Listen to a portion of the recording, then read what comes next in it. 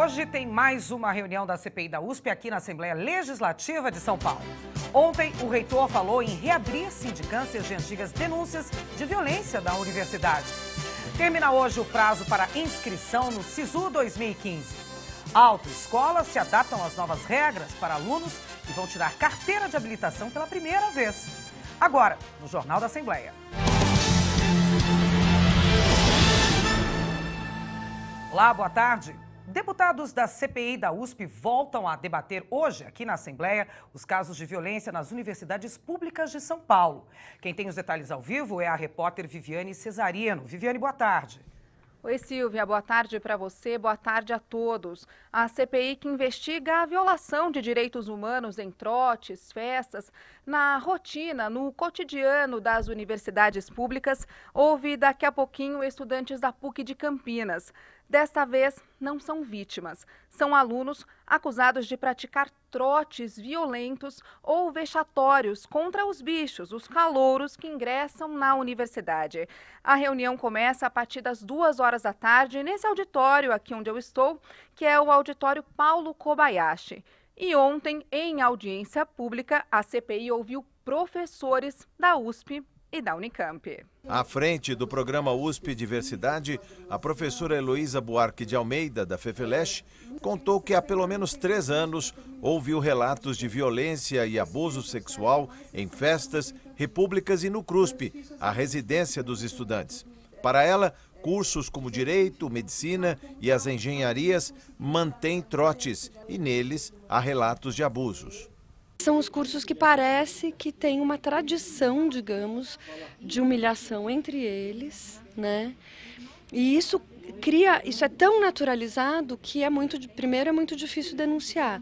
E segundo, é muito complicado denunciar por causa dessa sensação de que todo mundo participa. Então, um ano você é vítima, no outro ano você é agressor, né?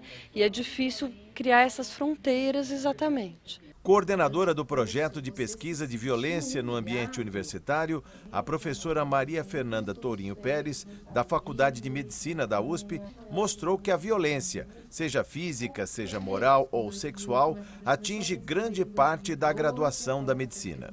92% dos alunos relatam, então, que pelo menos uma vez durante o curso sofreu algum tipo de violência. 30% dos alunos relatam terem sofrido pelo menos um tipo de violência que eles julgam grave.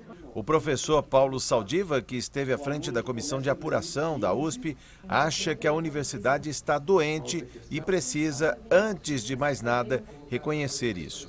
Se você perguntar para qualquer um de nós, alunos, nós vamos querer tratar de gente.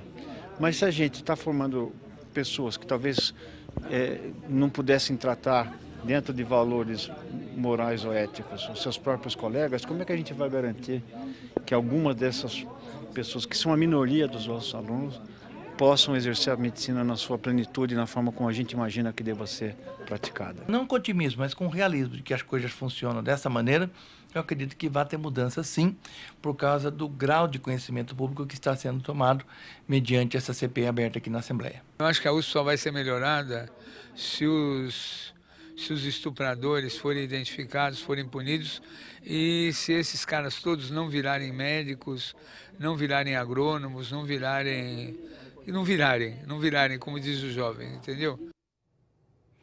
Daqui a pouco você vai ver como foi a reunião da CPI da USP de ontem aqui na Assembleia, que teve a participação do reitor da Universidade de São Paulo, Marco Antônio Zago. Chove fraco em pontos isolados de São Paulo hoje. A máxima não passa de 26 graus. Veja como fica o tempo em outras cidades.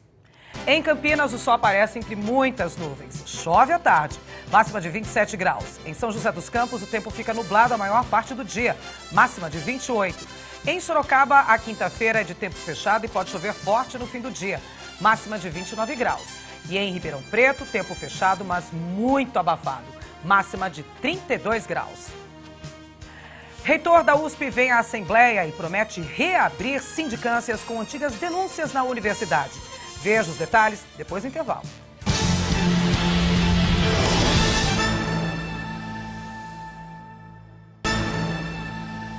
Termina hoje o prazo para as inscrições do SISU 2015. Eu volto a falar ao vivo com a repórter Viviane Cesarino, que traz mais detalhes. Viviane.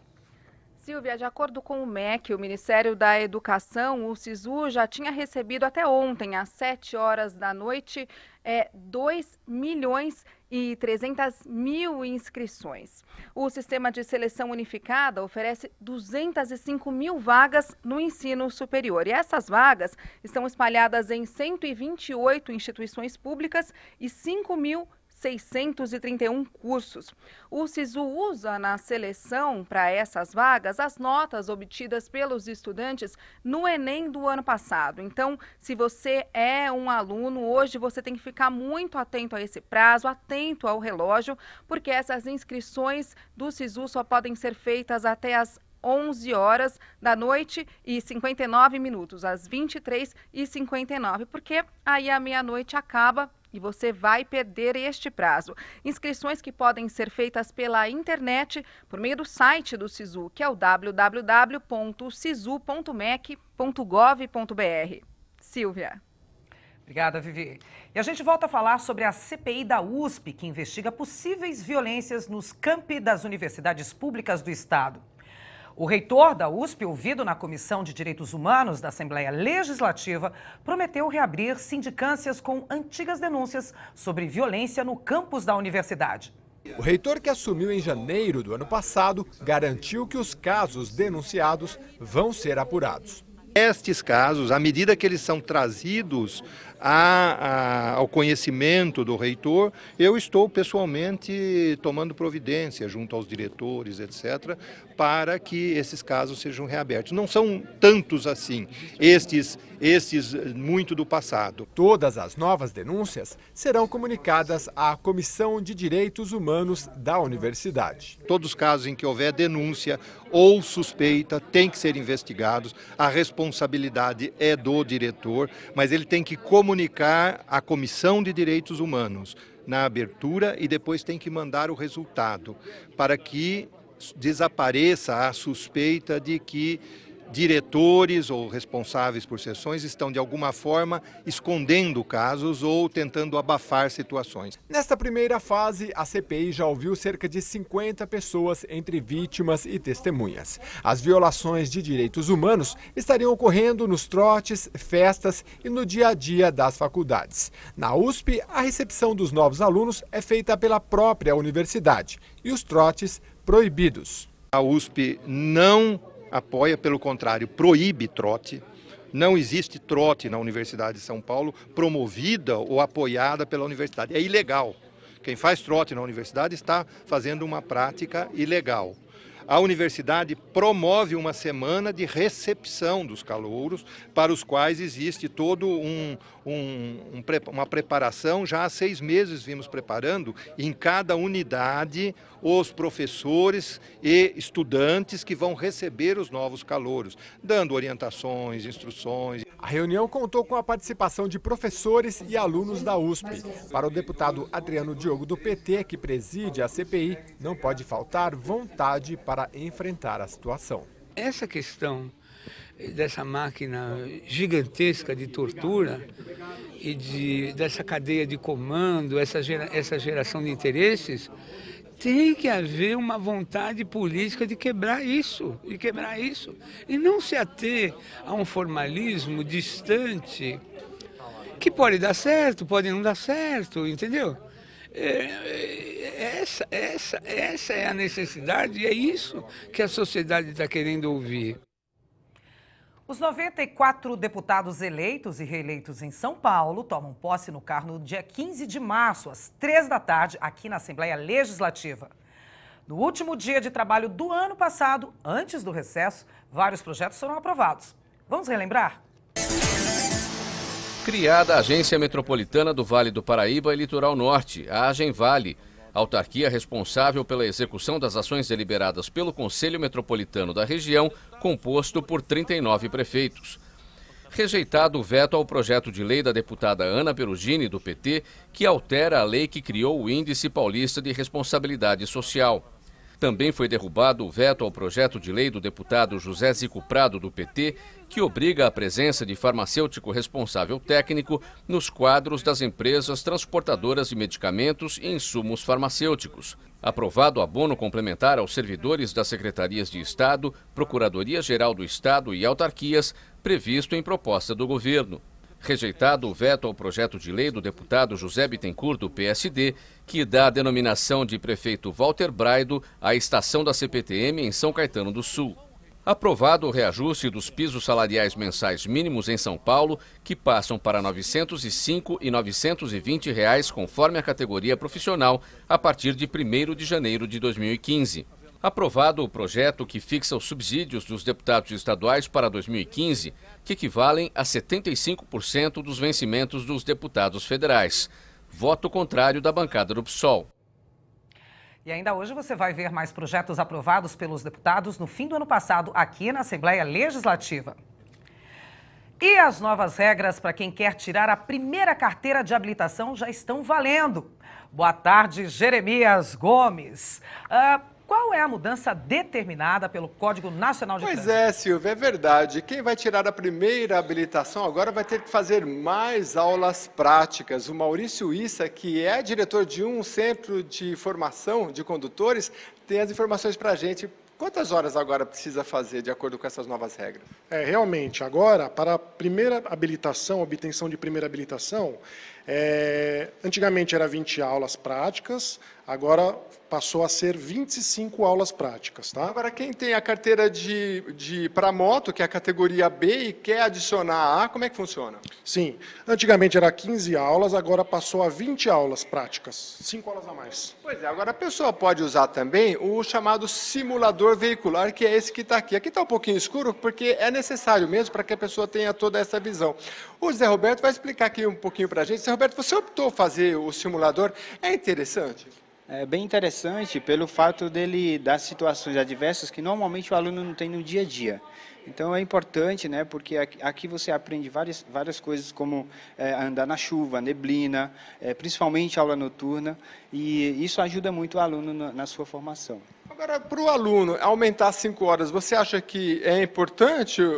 Porque essas 5 horas para que a pessoa tenha uma observação noturna também. Você acha que é interessante esse aumento de horas? É super interessante, né, pelo fato de ajudar na formação dele. Né? No dia a dia, nas 20 aulas que ele tinha anteriormente, ele não vai passar por situações como noite, como chuva, como neblina. E aqui, para a própria segurança dos usuários das vias, ele já sai bem mais formado do que com 20 aulas anterior. O simulador tem, como o próprio nome diz, ele pode simular situações de chuva, situações noturnas. Agora eu quero saber do Zé Roberto também a questão do preço, né? Vai ficar mais caro, e aí? Fica um pouco mais caro, mas se você for observar, normalmente o aluno que ele vem se formar, é obrigatório 20 aulas, mas uma boa parte já paga essas aulas a mais para sair um pouco melhor ou bem mais formado nas suas respectivas autoescolas. Ok. Agora é interessante ressaltar... É importante ressaltar também que esse simulador, a autoescola, ou os hoje chamados CFCs, não precisam ter, e se tiverem, o condutor que vai optar se vai fazer ou não com o simulador. É com você, Silvia. Obrigada, Jeremias. A morte do garoto Bernardo, no Rio Grande do Sul, e da menina Isabela Nardoni, jogada do 6º andar de um prédio em São Paulo, são alguns dos casos de violência contra crianças que chocaram o país. Casos como esses são muito mais comuns do que se imagina e acontecem todos os dias. O tema foi discutido no programa Assembleia Debate aqui na TV Alesp. Vamos ver um pedacinho do programa que vai ao ar no dia 5 de fevereiro. Qualquer tipo de denúncia em relação a criança e adolescente, ligue para o Disque 100 ou ligue para o Conselho Tutelar, né, passando os dados, a informação correta da denúncia, para que os órgãos tomem providência em relação a essa denúncia, para que nós não tenhamos as nossas crianças e adolescentes sofrendo com tudo que está sofrendo aí. Assim, é importante que denunciem, né? Denunciem, mas façam uma denúncia de forma coerente, né? Denúncias mesmo. Ouviu a questão de violação, maus tratos, denunciem. Pais e professores Eu digo o seguinte, criança precisa de carinho, precisa de afeto, precisa de ter confiança, e essa confiança é desenvolvida pelo cuidado que ela recebe. Então, respeito e amor para as crianças sempre. Se tiver dificuldade, procure orientação profissional, procure orientação com professores, mas não deixem as crianças sofrerem por falta de cuidados. É o direito de toda criança e de todo adolescente ser criado e educado sem qualquer tipo de forma de violência.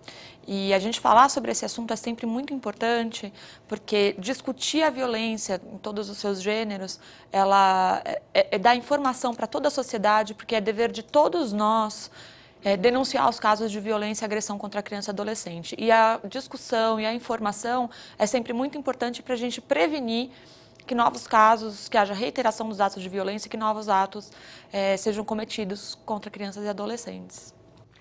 Veja como fica o tempo hoje em mais cidades do interior e litoral de São Paulo. Em Santos, tempo fechado com previsão de chuvas isoladas, máxima de 27 graus. Em São José do Rio Preto também chove no fim da tarde, máxima de 32. Em Mogi das Cruzes, o tempo fica fechado a maior parte do tempo. Chove fraco a qualquer hora do dia. A máxima é de 25 graus. E em Piracicaba, a máxima não passa dos 28 graus. Veja mais projetos aprovados pelos deputados antes do recesso parlamentar. A gente volta já já.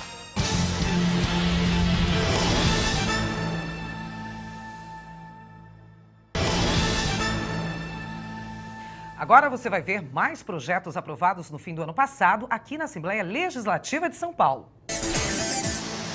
Rejeitado o veto ao projeto de lei do deputado João Caramês, do PSDB, que proíbe a comercialização de lentes oftálmicas e de contato, óculos com grau e de sol por ambulantes ou estabelecimentos não credenciados. Também foi derrubado o veto ao projeto de lei do deputado Rui Falcão, do PT, que regulamenta o sistema de inclusão e exclusão dos nomes dos consumidores nos cadastros de proteção ao crédito. Rejeitado o veto ao projeto de lei do deputado Ulisses Tassinari, do PV, que prevê o serviço comunitário obrigatório para formandos em medicina nas universidades públicas do Estado. O plenário também derrubou o veto ao projeto de lei do deputado Carlos César, do PSB, que institui o programa Lições de Primeiros Socorros na educação básica da rede escolar em São Paulo. Aprovada a proposta do deputado Gilmaci Santos, do PRB, que institui a campanha permanente de combate à alienação parental no Estado. O governo do Estado está autorizado a criar um hospital de clínicas em Franca, como prevê proposta do deputado Gilson de Souza, do Democratas.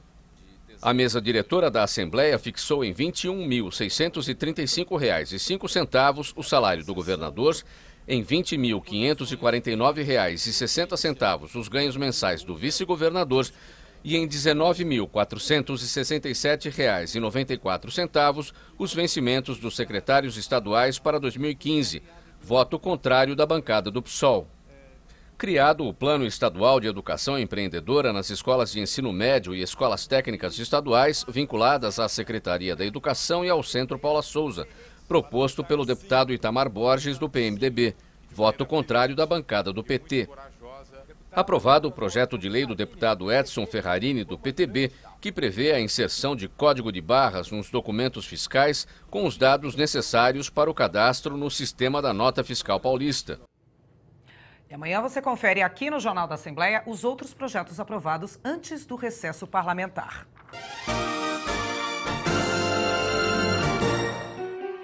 Hoje a série sobre o aniversário de São Paulo continua e vai dar água na boca. Vamos mostrar como a tradição italiana é preservada. E vamos te apresentar o primeiro-ministro da República do Bexiga, o seu Walter Taverna, um italiano muito querido e barulhento. Um domingo nós fomos num samba no Bexiga, na Rua Major. Na fé, na gastronomia, nos negócios, a importância que os imigrantes italianos tiveram no crescimento e na formação de São Paulo, você vê a partir das 8 horas da noite aqui na TV Alesp.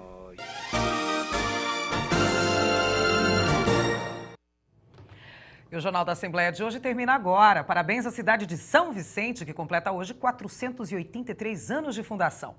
Você pode rever as reportagens desta edição do Jornal da Assembleia na internet. Basta acessar o site www.al.sp.gov.br e clicar em redes sociais. Amanhã eu volto ao meio-dia. Até lá, uma ótima tarde para você.